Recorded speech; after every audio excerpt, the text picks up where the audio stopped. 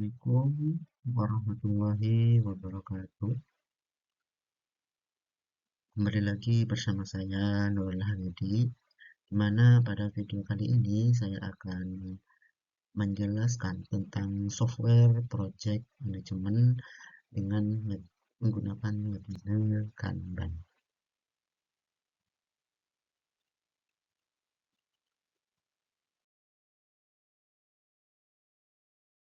Nah, itu Kanban. Di sini saya akan menjelaskan.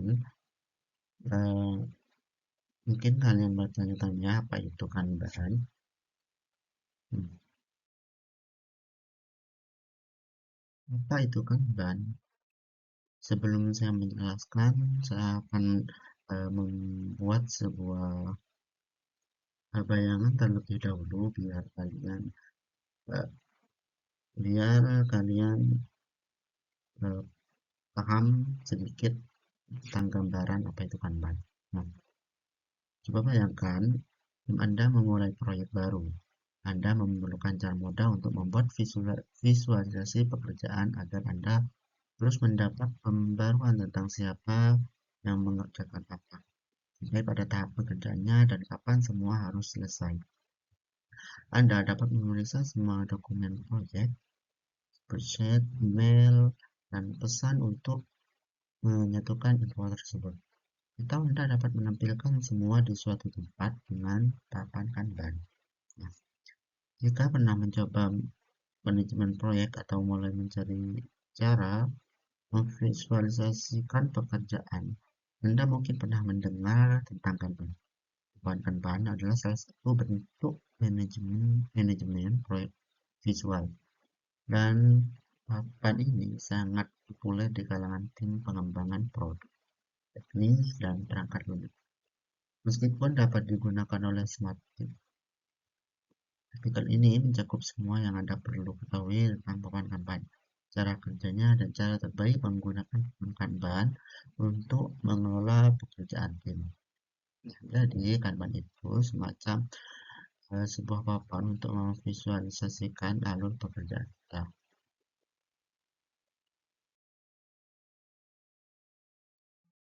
Di sini saya rangkum penjelasan menjadi 5 poin. Yang pertama, pengertian Kanban. Dua, fungsi Kanban. Tiga, jenis Kanban. Empat, penerapan Kanban. Dan yang kelima yaitu manfaat Kanban.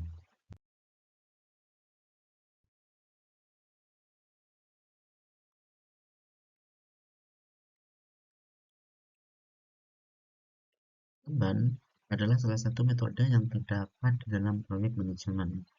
Metode ini sangat berguna dalam memecahkan suatu masalah seefektif dan juga seefisien mungkin. Kanban merupakan sistem manajemen kerja yang memfokuskan pada aspek visual untuk meningkatkan efisiensi dan produktivitas. Pada awalnya, metode ini lebih fokus digunakan untuk perusahaan industri manufaktur saja, tapi seiring dengan berjalannya waktu, maka berbagai industri pun menggunakan metode ini agar bisa mengembangkan bisnis dan bisnis.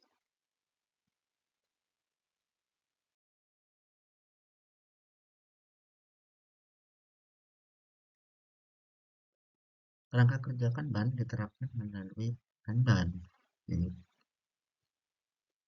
yaitu salah satu bentuk manajemen proyek visual tempat tim dan membuat visualisasi beban kerja dan alur kerja dengan lebih baik di papan Kanban. Pekerjaan ditampilkan di papan proyek yang diatur oleh kolom.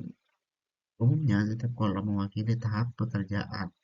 Papan Kanban yang paling sederhana dapat memiliki kolom seperti harus dikerjakan langsung dan selesai, tugas perorangan, dan digambarkan sebagai kartu visual di papan.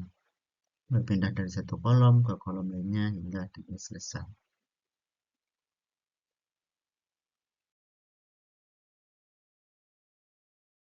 Berikut eh, contoh dari penerapan metode Kanban. Di sini terdapat gambar sebuah papan di mana papan ini menjelaskan bagaimana apa yang harus dikerjakan dan progres serta apa yang sudah selesai dikerjakan. Mungkin dari sini kalian eh, sudah tergambar apa itu Kanban.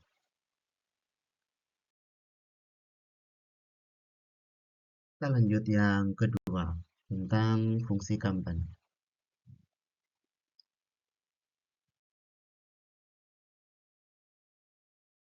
Fungsi Kanban adalah untuk mengelola alur kerja secara visual, menginstruksikan produksi dan pergerakan komponen, memonitor proses secara real-time, dan meningkatkan efisiensi serta kolaborasi tim. Tujuannya adalah untuk mengkomunikasikan apa yang perlu dilakukan, di mana dan kapan sehingga pekerjaan dapat diselesaikan secara lebih lancar dan cepat serta mengurangi pemborosan. Nah, fungsi utama dari Kanban itu apa? Yang pertama, alat instruksi visual berfungsi sebagai instruksi kerja yang memberitahu kapan, apa, di mana, dan bagaimana komponen harus diproduksi dan diangkut. Kedua, alat pengendalian visual memungkinkan pemantauan akurasi, lokasi, dan aliran komponen atau barang secara sekilas, sehingga membantu tim mendeteksi hambatan. Yang ketiga, peningkatan efisiensi, membantu mengurangi pemborosan waktu dan sumber daya, serta meningkatkan produktivitas karena fokus pada penyelesaian pekerjaan yang ada sebelum mulai yang baru. Nah, fungsinya berarti di sini fungsinya itu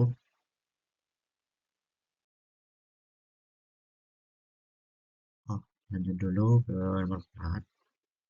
Nomor 4, manajemen tugas dan prioritas, membantu mengelola tugas memprioritaskan pekerjaan dan melacak kemajuan untuk memastikan semuanya berjalan sesuai jadwal. 5. Peningkatan kolaborasi, menyediakan platform yang transparan sehingga tim dapat bekerja sama secara lebih efektif dan terkoordinasi. 6. Fleksibilitas dan penyesuaian, memungkinkan penyesuaian cepat jika ada perubahan atau masalah dalam proses seperti penundaan produksi atau perbaikan alat. Dan yang ketujuh, alat untuk manajemen perubahan, yaitu menerapkan prinsip dasar dari sistem Kanban untuk melakukan perbaikan berkelanjutan yang sejalan dengan filosofi Kaizen.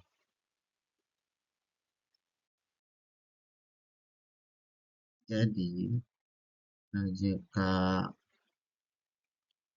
diartikan secara bahasa gampangnya, fungsi Kanban itu yaitu untuk kayak papan gitulah, eh, untuk sekarang melakukan apa yang harus dikerjakan, dan apa yang mau dibenarkan atau yang sudah terselesaikan dan semacam itulah. Lanjut yang ketiga, jenis Kanban. Nah, jenis Kanban dibagi berdasarkan fungsi dan nilainya, seperti Kanban perintah produksi dan Kanban penarikan. Kita untuk mengambil. Selain itu, ada juga jenis Kanban berdasarkan medianya, seperti kartu fisik atau analog dan kartu digital, serta jenis yang digunakan untuk situasi spesifik seperti signal Kanban, atau memicu produksi saat stok menipis, dan emergency Kanban untuk permintaan dasar.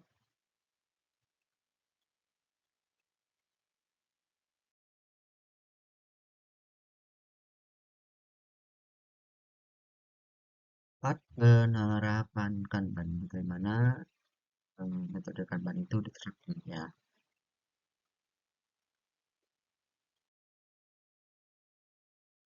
Satu, visualisasikan alur kerja.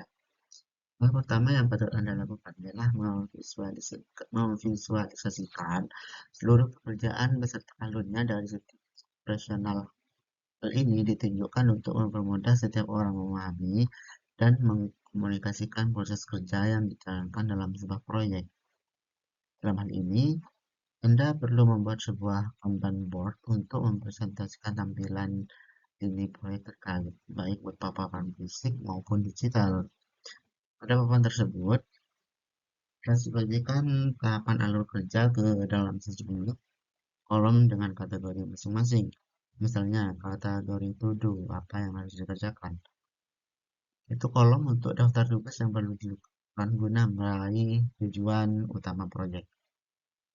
Nah, kategori progress itu kolom untuk daftar tugas proyek yang sedang berlangsung atau istilahnya yang sekarang yang apa yang sekarang lagi dikerjakan gitu. Terus kategori done, kolom untuk daftar tugas proyek yang telah berhasil dituntaskan. Beragam kartu berisikan rincian informasi penugasan, lalu ditempel pada tiap kolom sesuai kategorinya, sehingga setiap tim mengetahui tanggung jawabnya masing-masing secara sistematis. Hmm. Eh, Agar lebih jelas gitu ya saya.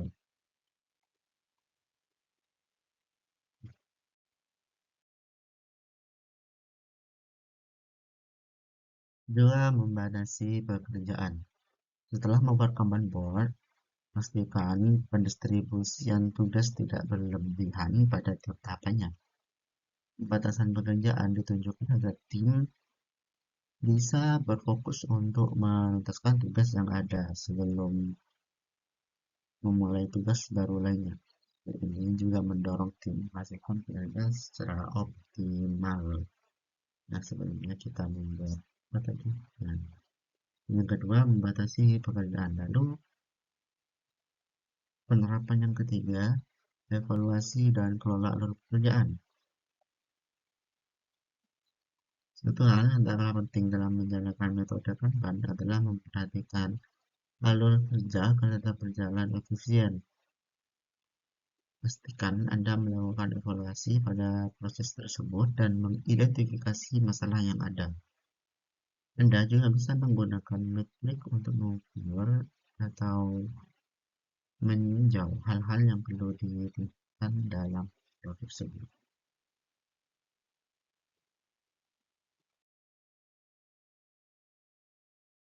4. Buat kebijakan eksplisit. Nah, langkah ini, eh, langkah berikutnya dalam menerapkan metode Kanban adalah dalam membuat kebijakan yang aturan yang jelas dan mudah dipahami semua orang.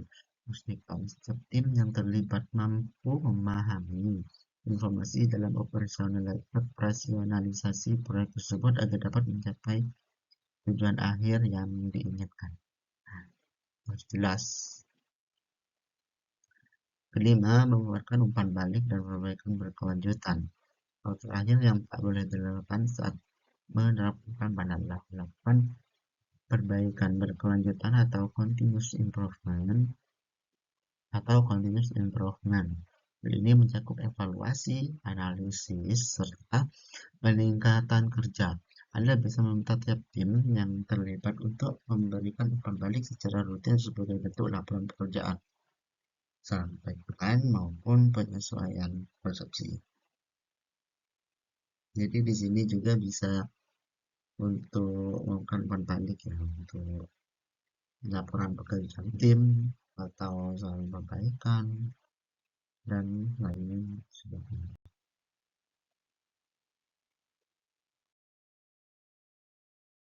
Lanjut ke poin yang terakhir, poin yang kelima, apa manfaat Kanban?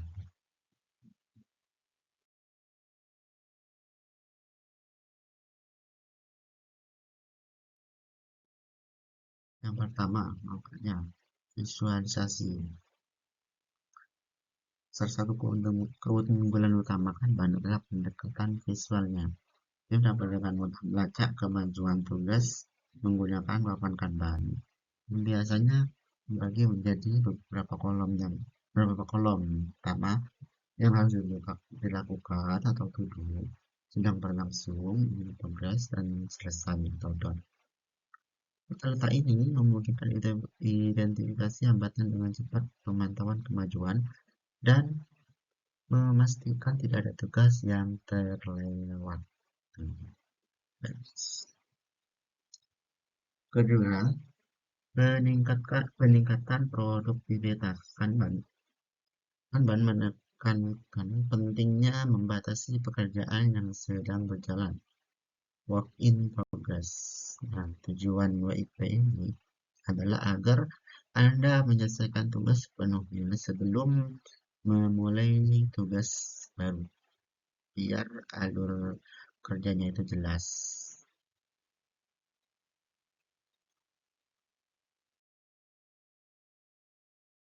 3. Manfaat yang ketiga, fleksibilitas.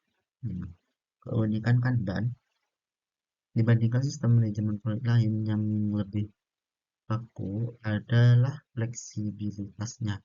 Hal ini penting di era ini, di mana prioritas dapat berubah sewaktu-waktu di pasar yang bergejolak atau masalah terduga dapat muncul.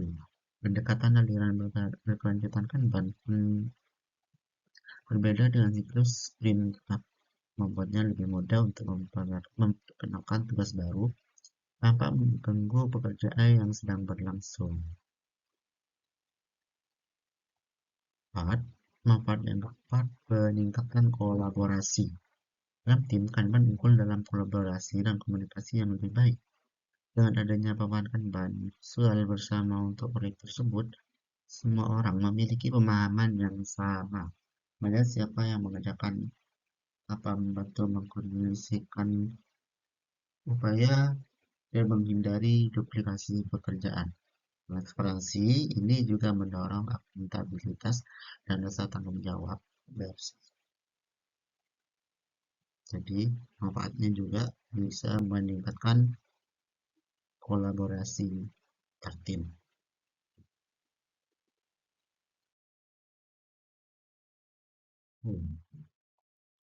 Kelima, perbaikan berkelanjutan. Kanban mendorong budaya perbaikan berkelanjutan. Tinjauan alur kerja secara berkala membantu mengidentifikasi area yang perlu dioptimalkan, baik itu penyederhanaan proses maupun realokasi sumber daya. 6. Kolaborasi tim yang lebih baik. Membantu anggota tim untuk bekerja sama dengan lebih efektif, karena semua orang dapat melihat gambaran besar dan kemajuan proyek secara keseluruhan. Manfaat yang ketujuh yaitu pemberdayaan karyawan. Memberikan tim kontrol lebih besar atas pekerjaan mereka dan mendorong kepemilikan terhadap tugas yang mereka tangani. Dan itu merupakan kelebihan dari menggunakan metode Kanban. Jadi setelah kita mengetahui cara menggunakan Kanban, satu-satunya pertanyaan ini, haruskah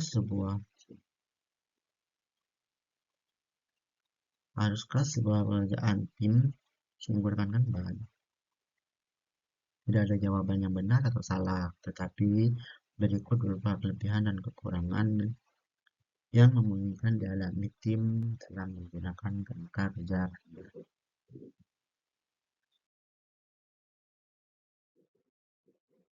Itu kelebihan seperti yang sudah dijelaskan tadi.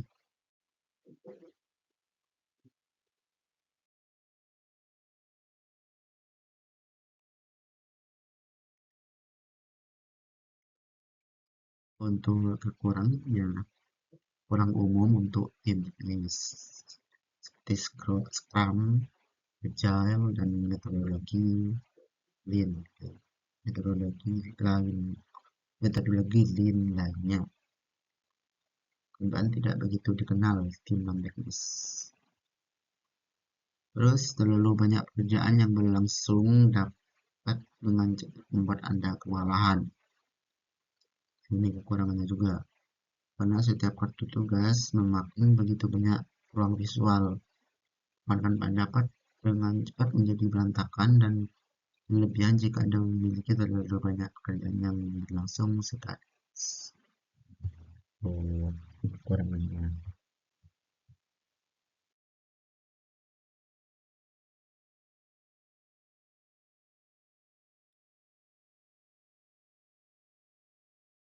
Mungkin itu penjelasan, sedikit penjelasan ya tentang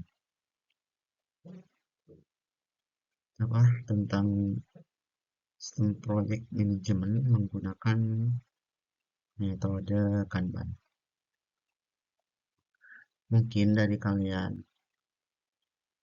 eh, sedikit eh, tahu gambaran bagaimana cara kerja menggunakan metode Kanban, tulis di kolom komentar ya guys.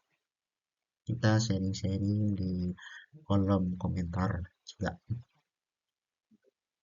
Eh, Baik, mungkin hanya itu. Mohon maaf bila ada kekurangan. Wassalamualaikum warahmatullahi wabarakatuh. Saya Nurul Hamidi, pamit undur diri.